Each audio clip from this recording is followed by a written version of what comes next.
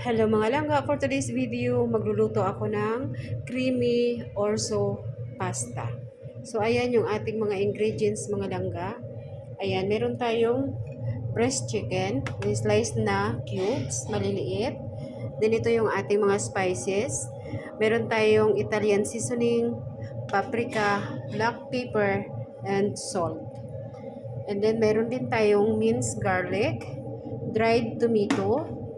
Then, meron tayong cooking cream, parmesan cheese, then meron tayong chicken broth, and then yan yung ating orzo pasta. Para siyang rice. And then, gagamitin tayo ng olive oil.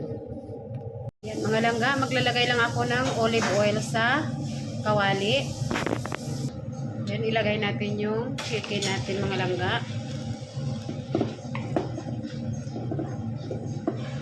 Then, isunod natin yung dried tomato mga langga. Then, yung ating minced garlic. Haluin lang natin. Then, isunod natin yung ating mga spices. Ayan. Haluin lang natin mga langga. So, ayan mga langga. Mga after 3 minutes, ilagay na natin yung ating orzo. Ayan. Then, haluin lang natin mga langga.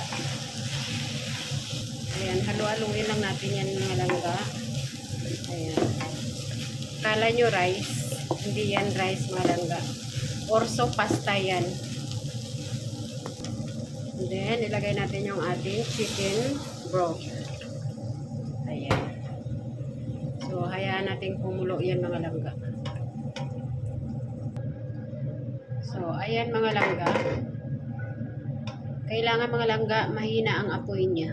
Paglagay natin ng orzo pasta, tsaka yung ating chicken broth, kailangan mahina na siya. Kailangan ganyan lang yung pagkakulo niya mga langga. Ayan. So, ayan ang mga langga. Wala na siyang sabaw. So, ilagay na natin ngayon yung ating cooking cream. So, ayan. Haluin lang natin.